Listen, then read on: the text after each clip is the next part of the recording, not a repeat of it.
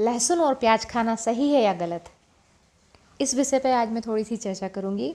तो देखिए, सबसे पहले तो मैं आपको बता दूं कि लहसुन और प्याज जो है सभी लोग जानते हैं कि प्रकृति से प्राप्त हुए हैं, जो कि ज़मीन में उगाए जाते हैं। तो कहीं से कहीं तक इसका नॉनवेज से तो कोई लेना देना नहीं है, जो कि एक मिथ की तरह फैला हुआ है। नॉनवेज तो ये बिल्कुल भी नहीं है। दूसरी बात, अगर प्रकृति ने हमें कोई भी चीज़ दी है तो व्यक्ति की हेल्थ को लेकर के उसको ध्यान में रखते हुए प्रकृति ने इसका निर्माण किया है। आप सभी लोग जानते हैं कि लहसुन और प्याज के अनेकों अनेक फ़ायदे हैं। आज गूगल सर्च करके आप देख लीजिए कि कितने इसके हेल्थ बेनिफिट हैं। आपके ब्लड प्रेशर को कंट्रोल करने में जो है लहसुन मुख्य रोल अदा करता है। चाहे आपकी स्किन की प्रॉब्लम हो, या हाइपरटेंशन हो, या कोलेस्ट्रॉल की प्रॉब्लम हो, या किसी भी तरह के इन्फेक्शन की प्रॉब्लम हो, तो उसमें लहसुन और प्याज जो है बहुत ही महत्वपूर्ण भूमिका निभाते हैं। अब कुछ लोग यहाँ पे भी बोलते हैं कि पूजन पाठ या साधना करने वाले व्यक्ति को लहसुन प्याज का सेवन नहीं करना चाहिए। ये जो लोग भी कहते हैं ये उनका पर्सनल मत है। मेरा ये मानना है कि आप किसी भी तरह की पूजन पाठ कर रहे हैं तो ये लहसुन प्याज आपको बिल्कुल भी बाधक नहीं होंगे। ये मेरा पर्सनल अनुभव है। हाँ, लहसुन और प्याज को तामसिक भोजन की कैटेगरी में रखा गया है। ध्यान रखिए, मैं इसको नॉनवेज नहीं बोल रही हूँ। तामसिक यानी लहसुन प्याज अकेला ही तामसिक नहीं होता है।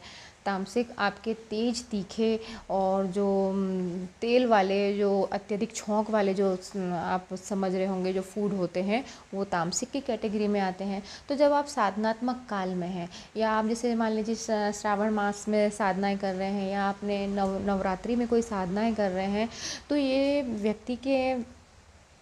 व्यक्ति अपनी स्वेच्छा अनुसार इन चीज़ों का त्याग स्वयं ही कर देता है। क्योंकि क्या होता है कि तामसिक इनमें तमस ज़्यादा होता है। जैसे कि लहसुन प्याज जब आप खाते हैं अपनी साधनाओं के दौरान, या तो उसमें क्या पसीना वगैरह निकलता है। मतलब कहना चाहती हूँ, जैसे आप इनमें तमस के गुण होते हैं, तो जैसे कि आप अंदर की जो गंदगी को निकाल करके आपको बाहर रिलीज़ करता है, पसीने के रूप में कर सकता है। तो कई बार क्या है, स्मेल वगैरह भी आती है पसीने से।